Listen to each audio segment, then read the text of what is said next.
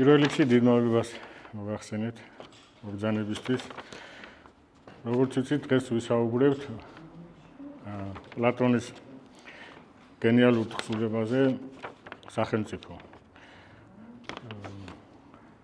ამ თხზულებაში დასმულია შემდეგი ფილოსოფიური პრობლემები, ეს არის ცოდნის პრობლემა, სული, რაც ნიშნავს სული, როგორია რა სტრუქტურა აქვს პლატონის მიხედვით სულს და რა თქმა უნდა სამართლიანობა, რაც ნიშნავს სამართლიანობა. ამ ნაწარმოებისას თქვა ქვესათაური არის ასეთი, სახელმწიფო, სამართლიანობის შესახებ. როგორც ვიცით, პლატონს ძალიან ისეთი მწვავე დაპირისპირება ჰქონდა სოფისტებთან. ახლა იქ უამრავი პუნქტი იყო, ერთ-ერთი იყო სამართლიანობის და ასე ვთქვათ, სათნოების პრობლემა, სათნოება როგორც კერძო, როგორც ზოგადი. სოფისტები უპირატესობას ანიჭებდნენ, ვთქვათ, კერძო სათნოებას, ხოლო სამართლიანობას რაც შეეხება, ეს არის ასეთი დაპირისპირება არის ბუნებითი სამართალი და კონვენციური. პრინციპში ბუნებითი სამართალი არის ჩვეულებრივი, დაცებლური პრინციპ სამართალი არც არის. ბუნებაში სამართალი არ არსებობს, ხო? რუსი მწერალი არის ასეთი სალტიკოვ-შედრინი, მისი ზღაპარი არის იდეალისტი ქარჩხანა. ხო, ასეთი ის არის მოკლე სიუჟეტი, რომ ეს პატარა თევზი იდეალისტი, ამ დიდ მტაცებელს თევზს, რაც ფილოსოფიური იდეებს უზიარებს, რაც მორალზე და ეს რაღაცებზე დაუწყებს ლაპარაკს და ამ ზღაპარში და გაკვირებისგან ეს დიდი თევზი პირს დააღებს, ხო? წყალი შევა მის პირში, ეს პატარა თევზი და უნებურად გამოუვარ გადაყლაპას, ხო? ეს არის ბუნებითი სამართალი, ხო? დიდსა და მცირე შორის არ არსებობს რა ესეთი, რომ ბუნებითი არ არის რა ეს დანდობა, ჰუმანიზმი და ხო არის უფრო მტაცებლობა. აქედან გამომდინარე, სოფისტები ასკვნდნენ, რომ სამართალი არის კონვენციური, შეთანხმებითი. ადამიანებმა ეს მივახციეთ შეთანხმების ხარჯზე. ახლა ეს თემა რომ ძალიან გავაგრძელოთ, ნიჩიანური თემაც არის, რომ ეს სუსტება მოიგონეს, რომ თავი დაეცვათ გაძლიერებისგან, რომ რაღაცა დარეგულირებული იყო ეს მტაცებლური მტაცებლობა რა, ესე ვთქვათ რა. ხო.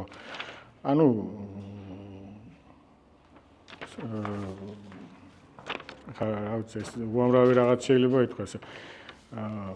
მინდა რამდენიმე ესე ვთქვათ შტრიხი გავალო სოკრატეს პორტრეტისთვის. როგორც ვთქვით, პლატონს გამოყავს ეს ფიგურა, ხო, სოკრატე და მის სანუკვარ იდეებს ანდობს მას, ხო, სოკრატეს. მაგრამ რა თქმა უნდა, ყველა მოაზროვნემ გაიარა რაღაც სულიერი ფერისცვალების გზა. ფედონში სოკრატე ამბობს, რომ ძალიან მიზიდავდა ბუნების მეტყოლებაო.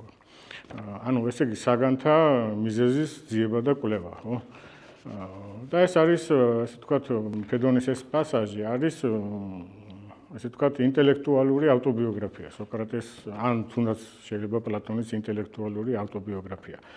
სოკრატე ამბობს, რომ შემდეგ მიხვდიო, რომ მიზეზები კი არ უნდა მეძებნავა, არამედ მიზეზთა მიზეზი, რა არის ის საწყისი მიზეზი, რომელიც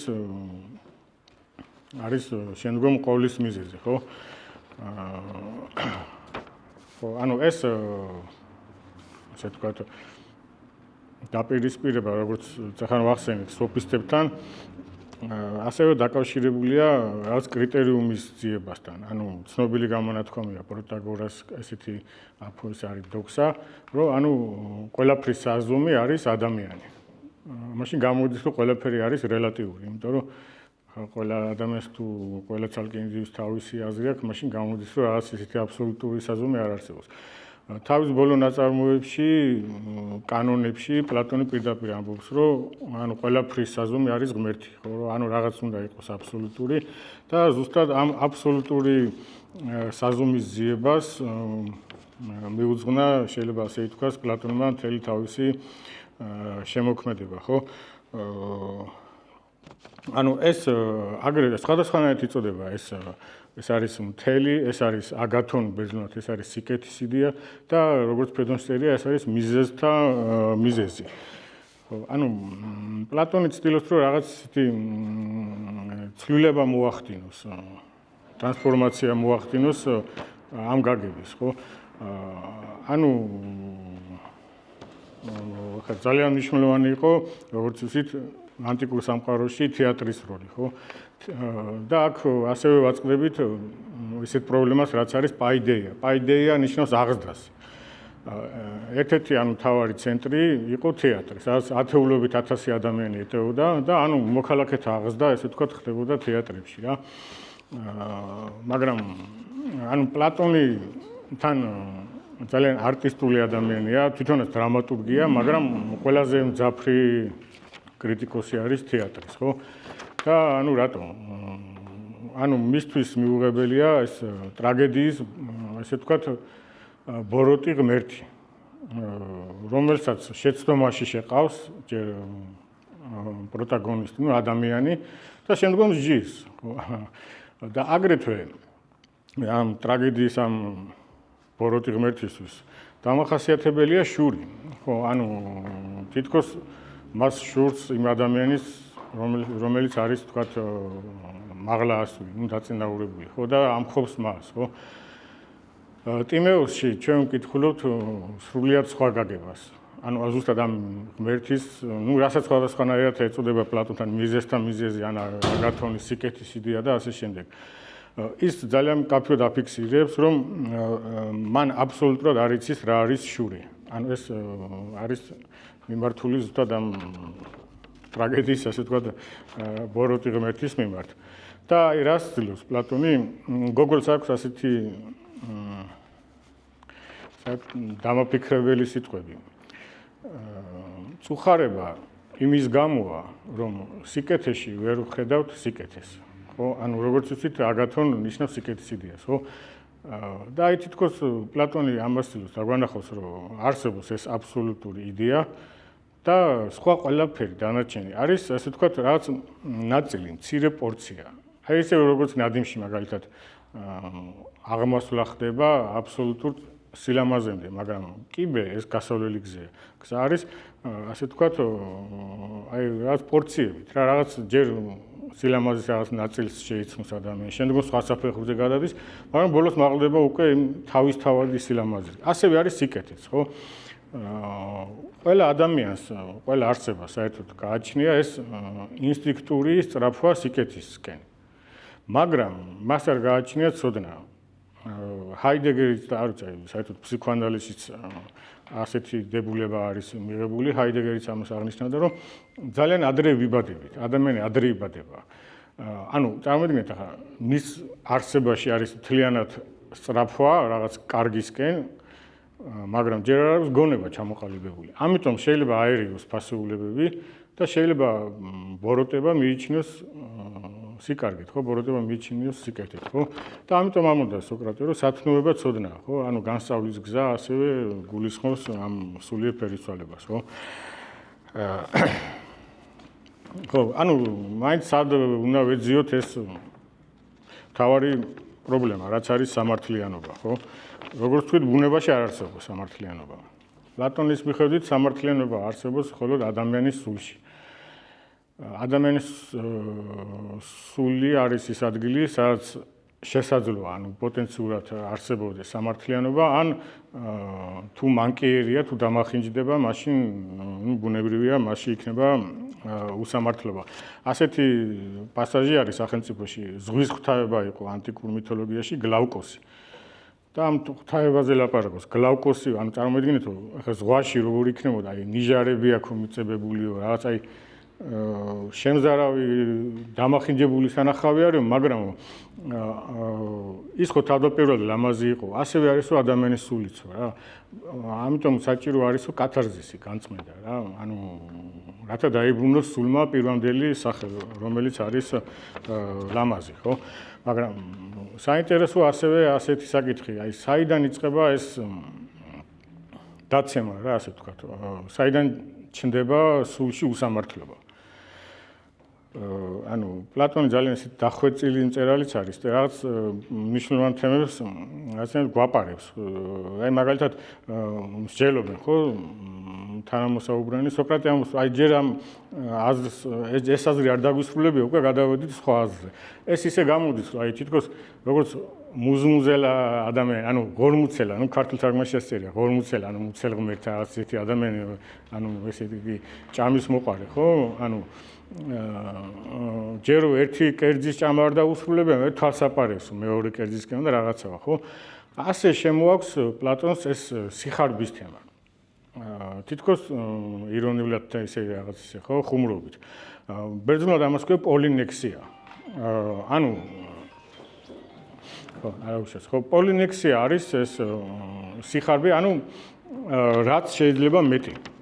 აქედან ჩნდება, ანუ რომ ადამიანს სურს დააგროვოს, ანუ რა თქმა უნდა, ასეთი ტერმინი არის მეტრონ ნიშნავს ზომიერებას. ანუ ზომიერად პლატონისთვის ყველაფერი გასაგები და მისაღები არის, მაგრამ აი ეს ზომიერება ირღვევა.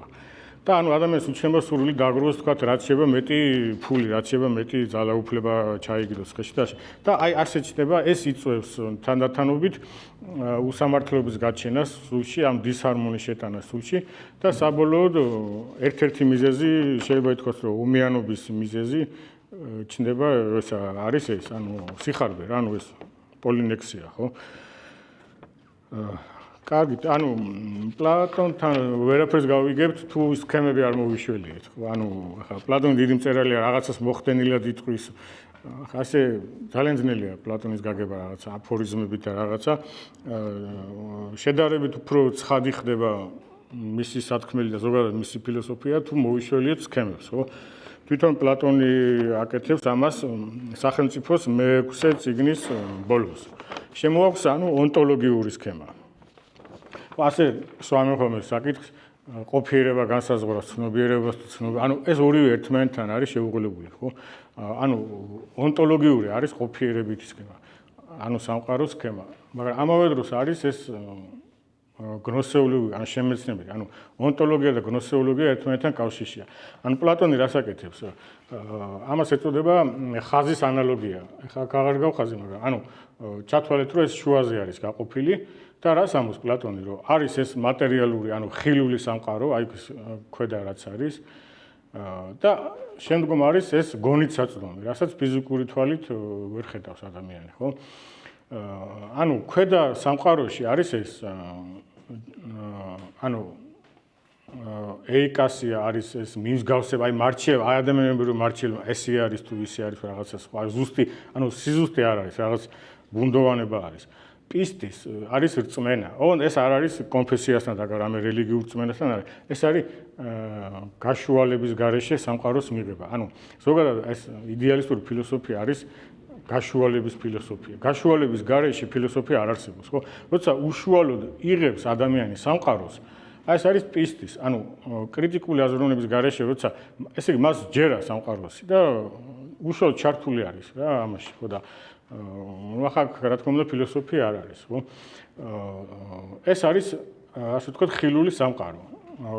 სადაც მას შესაბამება, ანუ ანარეკლები, ჩრდილები და ნივთები. შემდგომ არის უკვე გონიცაწვდომი, რომელიც ასევე ორად იყოფა. ეს არის დიანოია, ანუ დისკურსიული შემეცნება. ეს არის მეცნიერების სფერო, ვთქვათ, ფიზიკა, მათემატიკა, როგორც იცით, პლატონის აკადემიის წარწერა იყო ასეთი, რომ არაგეომეტრი არ შემოვიდეს. ანუ ადამიანი შედიოდა იქ რაღაცა ხელმოსაჭიდი უნდა ქონოდა, რითაც ის შეისწავლიდა ფილოსოფიას, მაგრამ ეს არ არის უმაღლესი შემეცნება, რადგან მას ჯერ კიდევ საქმე აქვს კონტურებთან, მონახაზებთან და ფორმებთან. პლატონი ამბობს ზუსტად ამ ნაწარმოებში სახელმწიფოში, რომ გეომეტრია მხოლოდ სიზმარს ხედავს ყოფიერებაზე, ანუ ყოფიერების შესახებ მისი დამოკიდებულება არის თუ ესეთი სიზმრისეულიო. საერთოდ მატერიის განსაზღვრისას ხო პლატონი ხშირად იშველია სამეტაფორას, სიზმარს. ძალიან მოუხელთებელი არის მასთან არის ასეთი ტერმინი ხორა, ან ქორა, ხო? და ეს მატერია არის მისთვის რაღაცნაირად განუსაზღვრელი რაღაც და ამიტომ ეს ცნობილი გამონათქვამებიც არის, ხო, ცხოვრება სიზმარია. ხო, აი ეს რაღაცნაირად ძალიან პლატონური არის, ხო, რომ მატერია არის დაკავშირებული სიზმართან და გეომეტრიაც, ანუ მეცნიერებაც. პლატონი ამბობს, რომ უშუალოდ საქმე ყოფიერებასთან კი არ აქვს, არამედ მას მხოლოდ ესიზმრებაო რა, სიზმარს ნახულოს ყოფიერების შესახებ. აი უმაღლესი შემოცნება ეს არის ნოესისი. ნოესისი ნიშნავს უკვე აქ აღარ არის ეს ფორმები. ანუ გეომეტრიაში მაინც ხო არის თქვა რომბი, ანუ ოთხკუთხედი, სამკუთხედი. აი ეს უკვე მეოთხე საფეხური არის ის, რაც ჩანს ჩვეულებრივი თვალსაჩინით, ჩანს მისტიკა რა. ანუ ეს არის უმაღლესი შემეცნება. როდესაც ეს არის თავისთავადი სამყარო რა. ანუ ეხლა ამას ძალიან ძნელია ლაპარაკი. საერთოდ ეს არის გამოუთქმელი, ეს არის ანუ არაფორმულირებადი და ანუ არ არის ატოპიური რა, ანუ არ არის კავშირში თქვა მატერიასთან, ხო? და აი ზუსტად ეს მეოთხე საფეხური არის ის საფეხური, სადამდეც ვერ მიყვებიან პლატონს. უაითედი ამბობდა, რომ მთელი დასავლური ფილოსოფია არისო პლატონის კომენტარებიო. შეიძლება ასეც ვთქვათ, რომ კი, ასე არის, მაგრამ თავისებურად ანუ პლატონის ღალატი არა რაღაც უხეში გაგებით, მაგრამ აი ის რომ ვერავინ ვეღარ მიყვა, თქვა, აი თითე ჩამოსაცვლელი ადამიანების გარდა, ეს პლოტინი შეიძლება, ან მაისტერ ეკარტი. აი ამ ბოლო საფეხურამდე პლატონს ვერავინ ვერ მიყვა რა. და ეს არის ამ ნაწარმოების, ასე ვთქვათ, ცენტრალური იდეა. ამ ნაწარმოებს გააჩნია ორი, ანუ საერთოდ შინაგანი სტრუქტურა აქვს პლატონის ტექსტებს. ეს არის პირამიდის ფორმა, სამკუთხედის ფორმა აქვს. ანუ ამ ბუნდოვანებიდან ხდება ამაღლებას ძალიან დიდი მნიშვნელობა აქვს, იმიტომ რომ ამაღლების გარეშე ჭეშმარიტების შემეცნება არ არსებობს, ანუ განსწავლის, განწმენდის და ამაღლების გარეშე, ხო? და შემდგომ ხდება სიცხადის მიღწევა. და აი ზუსტად თუ ვაცები 509 ეს არის ეს პლატონის ტექსტში, ხო, ანუ რას ამბობს აქ გლავკონი ამბობს ასეთ რაღაცას. აპოლონ რა თაბური დამხვევის სიმაღლეა. ხო, ანუ დედანში ცოტა სხვანაირად წერია. აპოლონ რა დემონური ჰიპერბოლა არის, ხო? ანუ ეს ანუ რომელი პასაჟის შემდგომ არის, ხო? რაზე საუბრობს პლატონი. პლატონი საუბრობს, რომ ანუ მეცნიერება იყენებს ჰიპოთეზებს. მაგრამ ასე ვთქვათ, ის მაინც ვერ ახდენს ტრანსცენდირებას, ვერ ახდენს გასვლას მატერიალურისგან. ანუ ის უბრუნდება ისევ თავის დასკვნას, ხო, ანუ მეცნიერულ დასკვნას. მაგრამ პლატონთან არის ასეთი ტერმინი, აპეკეინა. აპეკეინა ნიშნავს ტრანსცენდირებას, ანუ გასვლას. და ანუ ზუსტად ამაზე არის ლაპარაკი რა, ეს ნოესისი, აი ეს ხდება, რომ როდესაც სული იშორეს ამ ასე ვთქვათ, აი რა შეიძლება დავარქვათ, საბიჯგი ან რაღაც აი ან საფეხური ან რაღაცას რო ეყრდნობა, ხო, ადამიანი რა. და აქ შემოდის უკვე ეს ფრენის მეტაფორა, რა, ანუ როდესაც ჰიპოთეზებს კი არ ეყრდნობა, არამედ ეს საწყისი არის ან ჰიპოთეზოს არქი, ანუ უწანამძღვარო საწყისი. ანუ საწყისი, რომელსაც სული უახლოვდება ჰიპოთეზების გარეშე. ანუ ეს უკვე აღარ არის მეცნიერების სფერო. სხვადასხვა აი ერთ-ერთი უდიდესი მეცნიერი ვერნერ ჰაიზენბერგი ამბობდა, რომ აი როდესაც რაღაც ანუ ჩავდივართ აი სიზუსტე გსურსო, ხო? და გვინდა აი მაქსიმალურ სიზუსტეს მივახციოთ, ხო? რაღაც მომენტამდე უკვე მათემატიკის ენა, ანუ მეცნიერების ზუსტი ენა აღარ გვადგებაო რა. აქ უფრო მუშაობს სიმბოლოების და მეტაფორების ენა, ხო? ანუ ასეთ რაღაცას ამბობს პლატონი, რომ რაღაც დონემზე, ანუ მესამე საფეხურამდე არსებობს ეს მეცნიერება, მაგრამ ამის იქით უკვე აღარ არის რა. ამიტომ ეს არის ანუ დაუსაბუთებელი, ანუ ასენ წმენის მომენტი შემოდის, რომ უნდა ენდო ხო შეიძლება არამეცნიერულად იყოს, მაგრამ ანუ სხვანაირად არ არის რა, ანუ ასე არის, რომ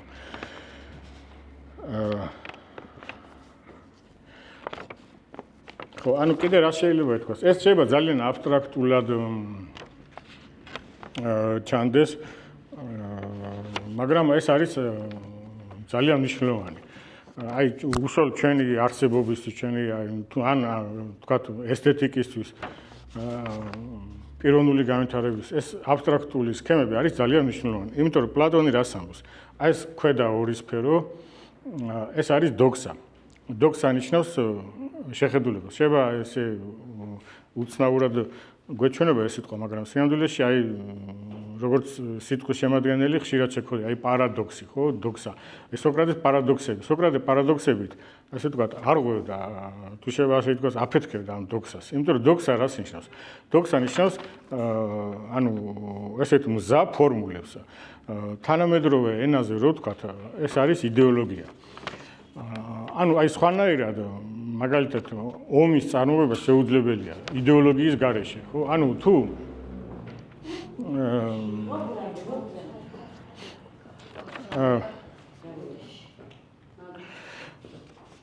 ხო, ანუ მზა შაბლონი არის რა, დოქსა რა.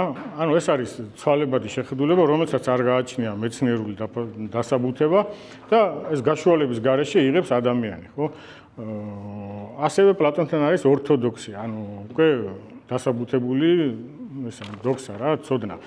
აი ომს რაც შეეხება, აი მაგალითად საბჭოთა კავშირში თქვათ 10,000-ობით ადამიანი დახურდეს, ანუ თანამოქალაქე, ანუ ქრისტიანულ ენაზე რო ვთქვათ, მოძმე მოყვასი, ხო? ანუ როგორ უნდა გავამართლო ეს? უნდა შეუცვალო სახელი და თქვა, რომ ანუ გავანადგურეთ ამდენი ხალხის მტერი. აი ეს არის დოქსა რა, ანუ ეს ომის მანქანა, იდეოლოგიის მანქანა მუშაობს ასე რა. ხო, და ანუ ეს გულისხმობს ამას, რომ ადამიანის გონება არის ძილში რა, ანუ ადამიანის გონებას ჯერ არ გაუგვიძია და ის ამას იჯერებს რა, რომ ანუ მართლა ამ ხრივ ხედავს. იმ ხრივ კი არა, აი მოყვასი გავანადგურეთ, არამედ აი ხალხის მტერი გავანადგურეთ, ხო? ასევე ესთეტიკას რაც შეეხება.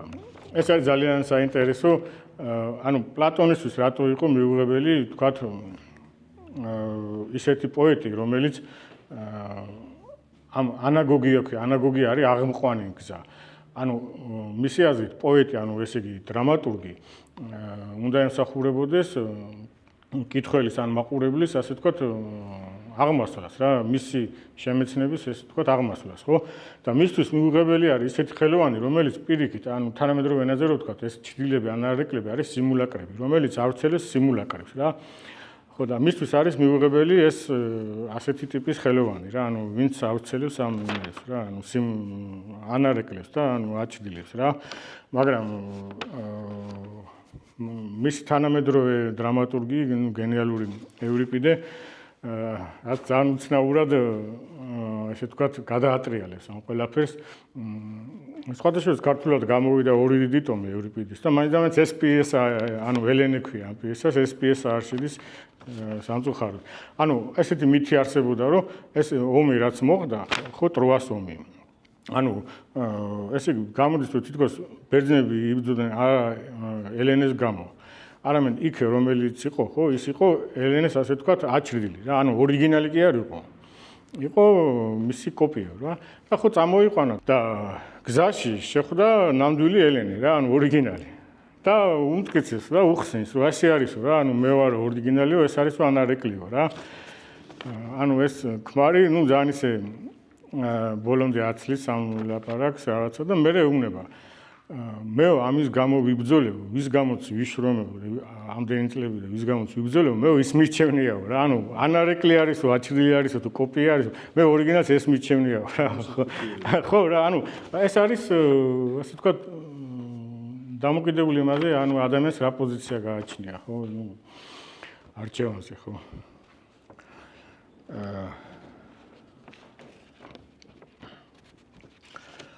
კარგით, ეხლა ეს გადავაბრუნდით და ანუ წახან თქვით რომ ერთმანეთთან კავშირშია ხო ონტოლოგიური სქემა და ანთროპოლოგიური სქემა ხო ანუ პლატონი საერთოდ ასე არის მიღებული რომ თითქოს ადამიანის სულს ყოფს სამ ნაწილად რა ანუ ქვედა არის ეს სურვილები ეპიტიმიკონ მერე არის ნებელობა თიმოსი და ლოგისტიკონ გონება ну არ ვიცი ხა რამდენად მართალია შეიძლება ძალიან თამამი ვარ მაგრამ ანუ ჩემი შეხედულებით ეს ზედა ნაწილი ლოგიკური ნაწილი იყოფა ორად და თითქოს აი მიკროკოსმი ანუ ადამიანი და მაკროკოსმი ანუ სამყარო ერთმანეთთან უკვე თანახმიანობს ანუ უყურეთ ეს არის სურვილების სფერო ეს არის დაკავშირებული ამ ეიკესიასთან ხო შემდგომ არის ნებელობა ეს არის ამ ანუ ნივთების სამყაროსთან დაკავშირებული. შემდგომ არის გონება, მაგრამ ეს გონება, აი უყურეთ, ეს ხო არის რაციონალური გონება, ანუ დისკურსიული, მეცნიერული მეთოდი. რაც ასე ვთქვათ, ჭირდება ადამიანს, ან თუნდაც ყოველდღიურ ცხოვრებაში. მაგრამ პლატონი ამბობს, რომ არის კიდე ასე ვთქვათ, გონების წვეტი, რაღაც ისეთი უმაღლესი მდგომარეობა, რომელიც მიიღწევა შემოbrunებით. ეს ცნობილი მითი რომ არის, ხო, გამოქვაბულის მითი. იქ რაზე ლაპარაკობს პლატონი, რომ მზერის შემოbrunების ხელოვნება, ეს არის თავარი. აი შემოbrunებაზე ლაპარაკობს და აი უკვე ეს ლოგიკური გონების ეს ზედა ნაწილი არის ეს, რომელიცაც შეიმეცნება ეს სფერო რა, ნოესისი რა. ანუ ერთმანეთთან რეზონირებს რა ეს სქემები რა. ანუ ანთროპოლოგიური და ეს ონტოლოგიური რა.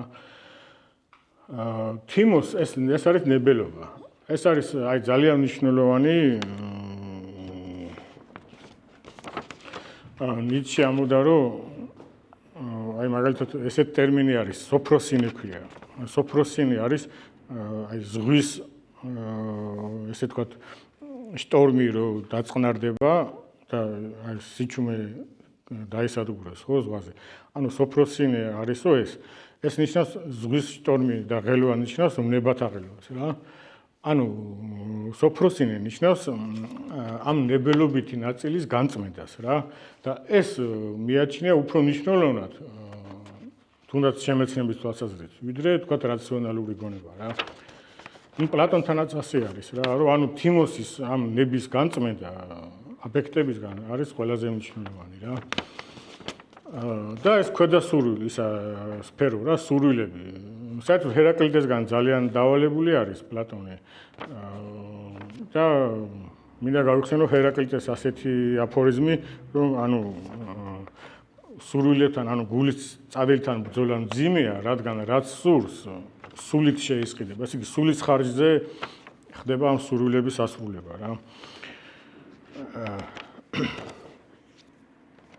კარგით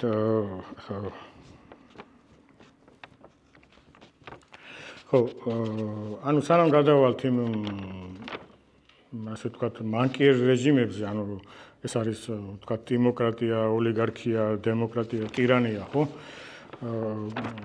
ანუ კიდე ერთი რაღაცის თქმა სურს ანუ სამართლიანობის შესახებ ხო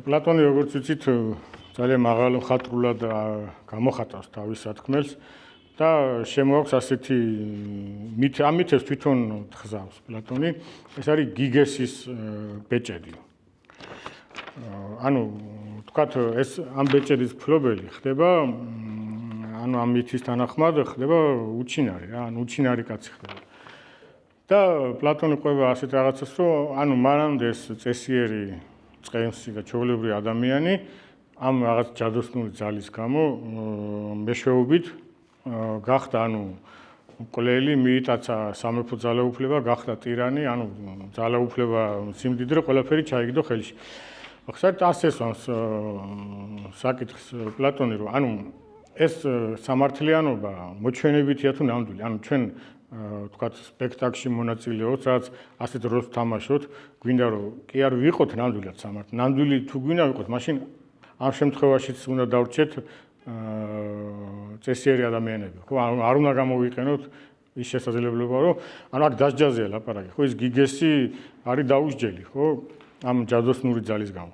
ანუ თუ ადამიანს არ ემუქრება სასჯელი, ის დარჩება თუ არა, მაინც სამართლიანი და მაინც ის ანუ წესიერი, ხო? ხო, ანუ მთელი წიგნი ფაქტიურად შემდგომი წიგნები ამას ეძღვნება, რომ მიუხედავად იმისა, ანუ გარეგნულად გამჟღავნდება თუ არა ადამიანის დანაშაული, გარეგნულად ის ჩავარდება თუ არა სასამართლოს ხელში და ის დაისჯება თუ არა, პლატონი ამბობს, რომ თუნდაც ეს არ მოხდეს, ანუ სასამართლოში მისი მიყვანა, მისი დასჯა და ასე შემდგომ, ანუ შეუმჩნეველი დარჩეს მისი დანაშაული. პლატონი ამბობს, რომ მაინც მოქმედებს, ანუ სამართლიანობის პრინციპი არის ანუ ყოვლის მომცველი, ანუ ყველაფერს განწონეს სამყაროში და ადრე თუ გვიან, ანუ ეს ადამიანი მაინც დაისჯება და წარმოიდგინეთ, რამდენად ზნეობრივი ადამიანი იყო პლატონი, რომ ეს რაღაცას ამბობს, რომ ანუ დასჯა რაღაც უნდა, ის უკვე ხო ცუდი გახდაო რა, ანუ ის ხო მორალურად დეგრადაციის გზაზე დადგა, ხო? და ანუ ის ამბობს, რომ ანუ მაინც მოქმედეს თუნდაც ამ ფორმით რა. სამართლიანობა, ხო? ხო და ბარემ ისიც უნდა ვთქვათ, რომ აი როგორ ესმის პლატონს სამართლიანობა. ეს სტრუქტურა, ну 3 ნაწილი არის თუ 4 ნაწილი, ხო, ну ყოველ შემთხვევაში აქ მნიშვნელობა აქვს იმას, რომ ანუ წარმართველი, ესე ვთქვათ, პულტი უნდა იყოს ზედა, ლოგიკური ნაწილი. ეს არის სამართლიანობა. ანუ ქვედა ნაწილის, ესე ვთქვათ, ამპუტაცია არ ხდება. აი როგორც ზოგიერთ ადამიანს გონია, რომ რაღაც აი ებრძვის თავის სურვილებს და რაღაც ვითომ ასკეტიზმის გზაზე დგება და რაღაცა. პლატონი ამბობს, რომ უნდა მუშაობდეს ყველა ნაწილი, მაგრამ წარმართველი უნდა იყოს ლოგიკური ნაწილი რა და მაშინ მყარდება სულში სამართლიანობა. უსამართლობა არის, როდესაც ეს ამოყირავდება და თქვათ დომინანტი ხდება ქვედა ნაწილი რა. და ეს ამავე დროს არის არა მარტო უსამართლობა, არამედ ეს არის უბედურება რა. ადამიანი ამ დროს არის უბედური, ხო? და პლატონი ამბობს, რომ ესეთი ასე ვთქვათ, რეზონირებს ერთმანეთთან ადამიანის ანთროპოლოგიური სქემა, შემდგომ სოციალური და შემდგომ ანუ სამყაროს სტრუქტურა. ანუ პლატონი გვთავაზობს, ასე ვთქვათ, ასეთ სქემას, რომ ანუ სოციუმი უნდა იყოს მოწყობილი ამ ადამიანის შინაგანი სტრუქტურის მიხედვით რა. და საბოლოოდ მიდის იმ აზრამდე, რომ ანუ რადგან ზემოთ არის ხო გონება, ამიტომ წარმართველი უნდა იყოს ფილოსოფოსი და ეს არის რაღაცნაირად ერთ-ერთი კულმინაციური მომენტი ამ წიგნში, რადგან ხდება ორი რაღაცის ძალიან უცნაურად შეერთება. ეს არის ფილოსოფიის და ხელისუფლების შეერთება. ანუ პლატონი ამბობს, რომ სათავეში უნდა იყვნენ ფილოსოფოსები, ხო? და ეს არის აი პირდაპირ ფილოსოფიური პროვოკაცია, რადგან ანუ ეს ძალიან სარისკო რაღაც არის, მაგრამ პლატონი ამბობს, რომ ისე სხვანაირად არაფერი გვეშველება რა. თუ სათავეში არ მოვიდნენ, ანუ ფილოსოფოსები რა. ანუ მოაზროვნე ადამიანები, მაგრამ ფილოსოფოსებში არ გულისხმობს ინტელექტუალს პლატონი, რომ აი თქვათ დაამთავრა ეს ფაკულტეტი რაღაცა და ანუ ასე ვთქვათ დიპლომირებული ფილოსოფოსი არ არის რა მისი იდეა. ცოტა უფრო ესეთ სხვა კრიტერიუმები არის რა ამასთან. ხო. კარგით, ანუ ახლა გადავიდეთ ამ მანკიერ რეჟიმებზე, ხო. პლატონთან არის ესეთი როგორ ვთქვა, აი გეომეტრიული მეთოდი და არის ისეთი შემეცნების გზა, ანუ რასაც ქვია, ანუ სასიყვარულო ემოციებზე, აი გრძნობებზე დამყარებული, ხო? თავიდან ის გეომეტრიული, ანუ რაციონალური მეთოდით ასე ვთქვათ, წარმოსახავს ამ უტოპიას, როგორი უნდა იყოს რაციონალური სახელმწიფო. და ამის შემდგომ ამის საპირისპიროდ ის ახასიათებს, როგორი არის უკვე ამის საპირისპირო, ანუ მანკიერი რეჟიმები, ხო? ანუ ჯერ პირველი არის არისტოკრატია, მაგრამ ანუ მანკიერი რეჟიმები შემდგომ მოდის. შემდგომი არის დემოკრატია. ტიმოსი როგორც ვიცით არის ანუ ნებელობითი ნაწილი. ანუ როდესაც ადამიანს წინ აქვს დაყენებული პატიმოყარეობა, ანუ ის სურვილების ასრულების, ანუ ჭამისთვის, ან ფიზიკური სიახლოვისთვის კი არ ცხოვრობს. არამედ მისთვის თავი არის ძალაუფლება, ხო? ძალაუფლების ხელს ჩაგდება. პლატონი ამბობს, რომ ანუ თუ რაღაც დიდი ის არ გამოვა, ან ტირანი, ასე ვთქვათ, სახელმწიფო მოღვაწე, თუნდაც დაახლოებით რამდენიმე ათეულ ადამიანზე იმბრძანებლოს, მისი სურვილი მაინც მთავარი იმბრძანებლოს რა, ანუ ეს არის წამოწეული რა, ანუ ამ დემოკრატიაში. შემდგომი რეჟიმი არის ოლიგარქია. ხო, პლატონთან არის ასეთი მეტაფორა, ანუ სახელმწიფო როგორც ხომალდი. და ამბობს, რომ ამ დროს ოლიგარქიაში მთავარი ესეთი გამსაზღვრელი ხდება ქონება, ანუ სიმდიდრე, მატერიალური სიმდიდრე. და მართვაში, სახელმწიფოს მართვაში მონაწილეობენ ისინი, ვისაც აქვს სიმდიდრე რა, მატერიალური სიმდიდრე, ხო? და ეს იმას გავს, რომ ანუ ხომალდის მართვა რომ მიანდო დიდარ ადამიანს, რომელმაც არ იცის ხომალდის, ანუ პროფესიონალი არ არის ამ თავის საქმის და ანუ მიანდო ეს საქმე რა, ანუ ასეთ რაღაცას ამბობს ოლიგარქიული მართლობის შესახებ. ნუ ახლა იქ აი ძალიან მაღალ მხატვრულად აღწევს და ძალიან საინტერესოა ეს აღწერები, ხო, რომ ანუ აი როგორ კერპტაყვანისმცემლური მიდგომა აქვს, თქვათ, ოლიგარქიულ ადამიანს თავისი სიმდიდრისადმი. რომ ის თulis რომ ეს არის მისი ქმნილება. ანუ აი თქვათ, ადამიანს შეახარებდეს შვილის დანახვა, ახარებდეს მისი თქვათ ხელოვნების ნაწარმოების, ანუ რომ შექმნის ხო ხელოვნების ნაწარმოებს და აი მისი ქმნილება არის რა. მაგრამ ოლიგარქს ახარებს სიმდიდრე ამ თვალით უყურებს. აი ეს სიმდიდრე არის რომ მისთვის რა, ხო და ანუ ასე აკერპებს რა ამას, ხო. ხო, შემდგომი არის დემოკრატია. ეს არის ჭრელი ადამიანი. ანუ ეს უკვე არის სურვილების დომინანტურობა. აი ძალიან საინტერესოდ აღწევს და მინდა რომ ეს პასაჟი წაგიკითხოთ. ანუ ჭრელი ადამიანი, ესე იგი როგორ აღწევს პლატონი დემოკრატ ადამიანს. ეს კაცი იმით სულდგმულობს, რომ ცდილობს დაიკმაყოფილოს გულში აღზრული ყველა სურვილი. ხან ფლეიტების მომნუსხველი ხმის თანხლებით ლოთობს, ხან კი წყლის მეც არას მიირთმევს და უჭმელობით იფიტავს სხეულს. ხან ქანს გაწყვეტამდე ვარჯიშობს, ხან კი ისეთი სიზარმაცე მიეძალება, რომ არაფრის თავი აღარ აქვს. ზოგჯერ ფილოსოფიაში დანთქმული გეგონებად. ხშირად სახელმწიფო მოღვაწეს ბაძავს. ანაზდეულად ახტება ფიცარნაგს, ესე იგი სცენაზე. და რაც თავში მოუვა, იმას გაჰყვირის. ხოლო რასაც გაჰყვირის, კიდეც ასრულებს. ერთ დღეს რომ მეომრეს შეჰნატრის და მათკენ მიეშურება, მეორე დღეს ვაჭრებისკენ მიუწევს გული.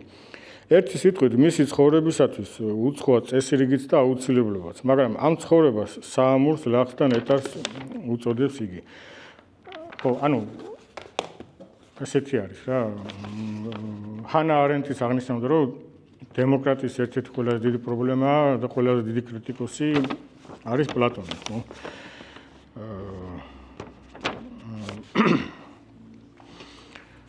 ხო, და ანუ ყველაზე ესე ვთქვათ საინტერესო შემდგომი რეჟიმი, ეს არის ტირანია. ახლა აქ რაც შეეხება მონაცვლეობას, არისტოტელემ შემდგომ პოლიტიკაში უსაყვედურა პლატონს, რომ ესო ისტორიულად მართალი არ არის, ანუ ეს რომ ერთი რეჟიმი გადადის მეორეში, აი მაგალითად დემოკრატიის შემდგომ პლატონთან მოდის ტირანია. და არისტოტელი ამბობდა, რომ ანუ ეს ისტორიულად არ არის რა, ასე უფრო სხვანაირად ხდება რა. მაგრამ პლატონის მიდგომა ცოტა სხვანაირია. ამ სქემას გააჩნია ასე ვთქვათ გრადაცია.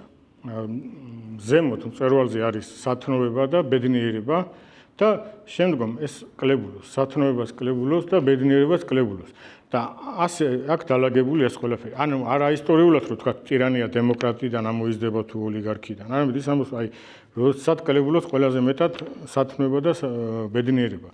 და ამიტომ არის ყველაზე ქვემოთ, ანუ როგორც დანტეს ჯოჯოხეთში არის ის მე-9 წრე, პლატონთან ეს არის ტირანია. ხო, ნუ აქ არის დაკავშირებული, ესე ვთქვათ, სიამოვნებასთან და ბედნიერებასთან, ხო? პლატონი ამბობს, რომ სიამოვნებას, აი სიამოვნებას გააჩნია სხვადასხვა სახე. არის შერეული, არის წმინდა სახე სიამოვნება, ძალიან უცნაურ რაღაცას ამბობს. მაგრამ რაც არ უნდა იყოს, სიამოვნებასთან არის დაკავშირებული ეს კატეგორია, მეტრონ, ანუ ზომიერება. და ტირანი უკვე გადაცდა ამ ზღვარს, ანუ ამ ყალბ სიამოვნებათა ზღვარს გადაცდა. და ის უკვე რაღაცნაირად სიზმრისეული მისი არსებობა თითქოს აი სიზმრის პერსონაჟს გავს, ანუ სხვადასხვა ფროიდისთვის იყო ეს ძალიან საინტერესო ეს პასაჟი. ანუ პლატონი რას ამბობს? ნორმალურმა კარგმა ადამიანს რო დაიძინოს, შეიძლება მის სულში მის სიზმრიში გაიღვიძოსო ამ უწყალო ხეცმაო, რომელმაც არ იცის არანაირი მორალი. კვლელებად შეიძლება ჩაიდინოსო, რაღაც ბინძური საწმელი ჭამოსო, მშობლებთანაც დაამყაროს კავშირიო. ანუ რასაც ფროიდი ამბობს, ხო? ანუ ამიტომ ამბობს, რომ პლატონი რომ ასეთი რეცეპტებსაც იძლევა, რომ დაძინების წინო ეს ქვედა ნაწილი, აი რაც ეხან ახსენეთ, ხო, ამ ანთროპოლოგიურ სქემაში, ეს უნდა მიაყუჩოს ადამიანმა და მერე დაიძინოს, რომ იმან სიზმარში ასე თქვა არ აიშვას, ხო? და ესე იგი, ეს აღვირახსნილი მხეცი, რომელმაც არ იცის არანაირი ბარიერი, ხო? რომელიც ადამიანს შეიძლება მოევლინოს სიზმარში. პლატონი ამბობს, რომ ტირანი არის ის ადამიანი, რომელიც ცხადში ხდება ისეთი, როგორც არის სიზმარში რა. ანუ იდენტობა ხდება რა მათ შორის რა. და ეს ჩემთვის არის დღემდე გაუგებარი არის. ну ნაწილობრივ გასაგებია, მაგრამ პლატონი იწყებს გამოთვლას. აი მაგალითად კარგი მმართველი, ხო, არისტოკრატული ბუნების მმართველი, რომელმაც იცის, რომ უნდა მოხდეს ძალაუფლების გადანაწილება და არა ერთ ხელში ასე ვთქვათ მონწყდება, რომელიც უნაწილებს ძალაუფლებას და რჩევას ეკითხება მეგობრებს და რომელმაც იცის, რომ არსებობს მიზანი და ეს მიზანი არის ზოგადი სიკეთე და არა მაინც იზოლირებული კერძო ბედნიერება. ესე იგი ერთი მხრივ არის ასეთი კარგი მმართველი, აი როგორც შექსპირის მაკბეტში არის.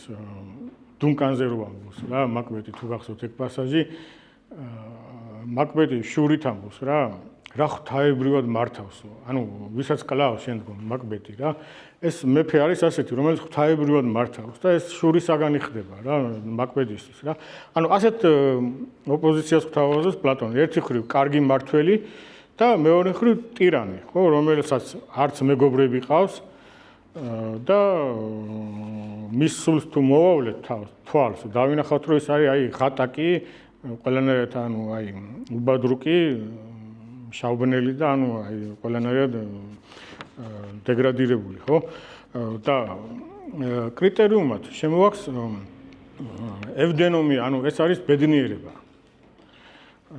და უცნაური ის არის, რომ იწყებს გამოთვლას, მათემატიკურ გამოთვლას იწყებს და მიდის იმ დასკვნამდე, რომ ტირანი 729 ჯერ უბედური არისო, კარგ მმართველზე. არ ვიცი ახლა ეს ანუ რამდენად ის არის, მაგრამ ანუ ცალკე საკითხია პლატონი და პითაგორელები. ანუ პითაგორელებთან იყო ძალიან ეს განვითარებული ხო ეს მათემატიკა და მას აი ძალიან ის რთული საკითხი არის, მაგრამ ვფიქრობ, რომ რაღაცნაირად კავშირი აქვს ამ პითაგორელებთან, ხო? ხო, და ანუ ის ისე აი ფსიქოლოგიური სიმართლით სიღრმისეულად ახასიათებს ტირანს, ხო? ეს პასაჟები, რა თქმა უნდა, ვისაც არ წაგვიკითხავს, უნდა წავიკითხოთ, ხო? და ამ დახასიათების შემდგომ, რომ აი ტირანი მარტოა, მეგობრები არ აყავს, ხო? ანუ ჩაკეტილია სახში, ვერც მოგზაურობს და შურით უყურესო თავის ქვეშ ერდომებს, რომლებიც მოგზაურობენ და თვითონ შიშის გამო ჩაკეტილი არის რა სახში, ხო? ხო და ამ პასაჟების შემდგომ ანუ აღწერის შემდგომ კითხვა ისმება ასე, რომ ვინ უნდა იყოს, ვინ არის ყველაზე უბედური ადამიანი, ხო? ტირანული ბუნების ადამიანი. არის ბუნებრივი პასუხი, მაგრამ სოკრატე ეუბნება, არა, არ არის ასე. და რა თქმა უნდა ეს გაკვირვებას იწვევს, რაც კი არ არის. როგორ აი ვიღა უნდა იყოს მასზე უბედური. მასზე უბედური არის რეალიზებული ტირანი. ანუ უყურეთ აქ რა განსხვავება, ანუ პოტენციური ტირანი, მაგრამ პოტენციურმა ტირანმა შეიძლება ვერ მოახდინოს რეალიზება და ვერ გახდეს ტირანი. ისიც ძალიან უბედურია, მაგრამ მას ანუ უკიდურეს ზღვარს აღწევს, უბედურების ზღვარს აღწევს ის ადამიანი, ის ტირანი, რომელიც ახდენს რეალიზებას რა. ანუ ასეთ რაღაცას ამბობს რა პლატონი. და რა არის მნიშვნელოვანი ფაქტიურად ისტორიის გაგება პლატონთან არის ციკლური და ესე გამოდის, რომ ხშირად ასე სვამენ საკითხს, ანუ ხსნა არსებობს თუ არა. ხო, არის ყოველ შემთხვევაში სოციუმში პლატონის მიხედვით ხსნა არ არსებობს, იმიტომ რომ ეს ეხლა რაც აღწერეთ, ხო, რომ ანუ ეს სქემა, რომ აი თქვა დემოკრატია, შემდგომ ოლიგარქია, შემდგომ დემოკრატია და ტირანია, ხო? ანუ ეს ციკლური არის რა. ანუ ერთმანეთს მონაცვლეობს, ბრუნავს. აქედან გამოსავალი არ არსებობს რა. ხო.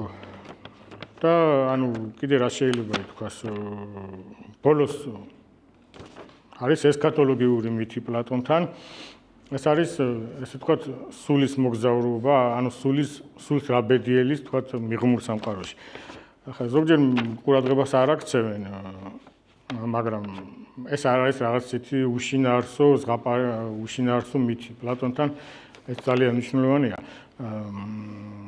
ნუ ახლა ესე დაწვრილებით ვერ შევეყევი ამ თემას, მაგრამ ანუ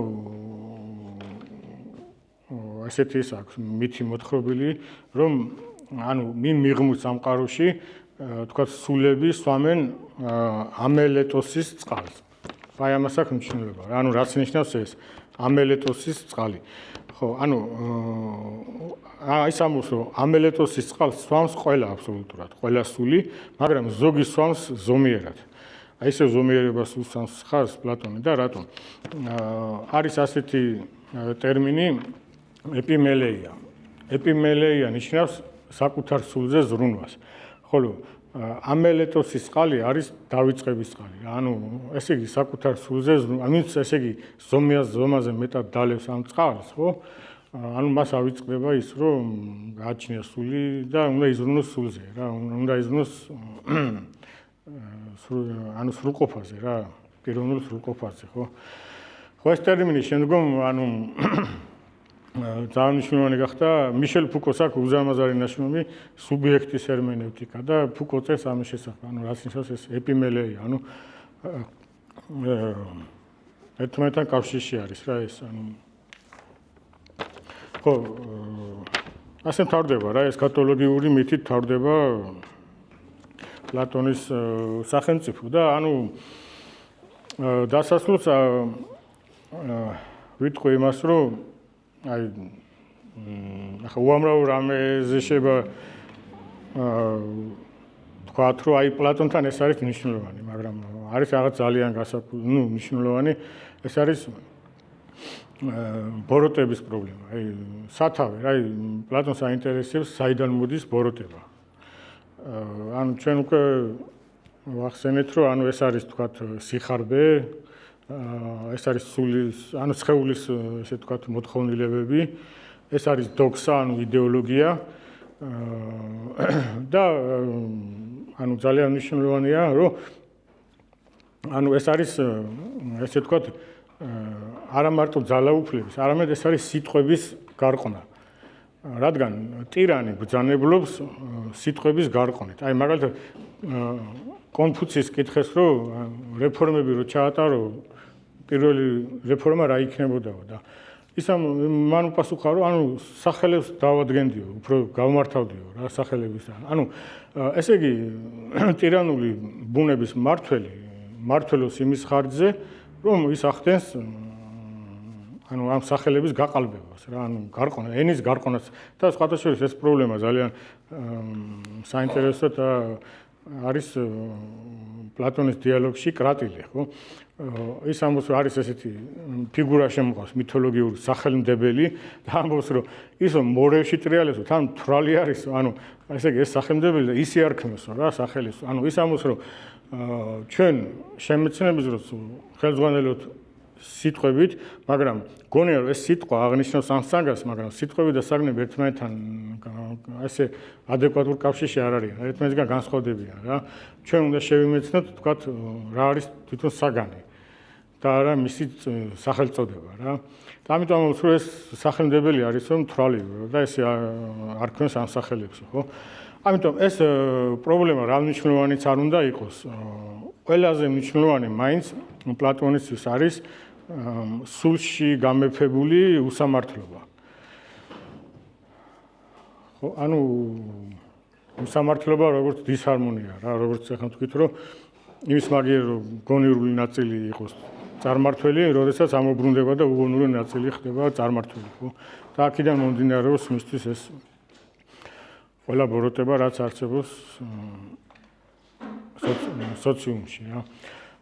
ხო, ანუ ორიოდე სიტყვას მინდოდა მეთქვა და თუ კითხვები გაქვთ, რა ვიცი, სიამოვნებით შევეცდები, რომ გიპასუხოთ.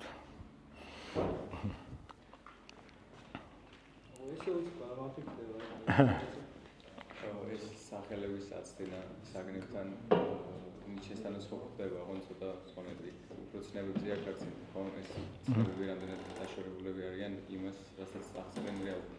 აი ფოთლის ცნება რომ მოაქვს მაგალითად, რომ ფოთლის ცნება ყოველთვის დაშორებულია ნებისმიერი ფოთლისგან და ჩვენ ვეთქოლებთ ამ ცნებებს, რაც რეალურად დაშორებულია რეალობას.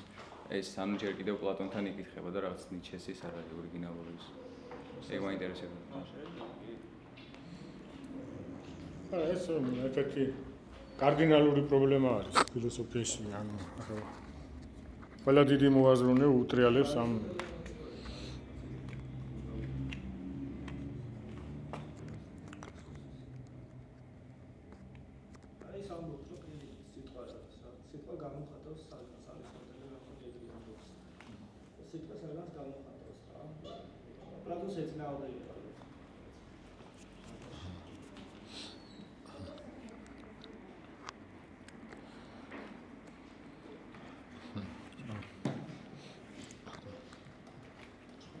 მაგთემაზე გურჯიოვის ერთი სტატია είναι საკითხული. ყველა ტერმინის ანუ ცნების შინაარსი აბსოლუტურად სხვადასხვანაირად რომ ესმით, ყველას და საჭიროა შეთანხმება. ანუ იგივე კონვენციური მომენტი შემონდის აქ. ერთი სიტყვით ვიტგენშტაინია საჭირო. თავად მათემატიკურ თემაზე და ყავს საბოლოოდ ერმოსმოს. რამდენად ზუსტია მათემატიკური ენა და რამდენად შორს არის? ხო, მათემატიკურ ენასაც თავისი ზღვარი აქვს. ეს ცნობილი გამოთქმა რომ არის აინშტაინის, რომ ესე იგი უნდათ დავიდნენ მეცნიერების იმ პირველ აგურზე, რომელიც აი აქსიომატური რო არის და არავითარი სხვანაირი წაკითხვა აღარ შეიძლება ხო და მერე აღმოხდა აინშტაინს რომ ვერ დავიჯერებო რომ ამაზე ციერი კამათელს აგორებსო.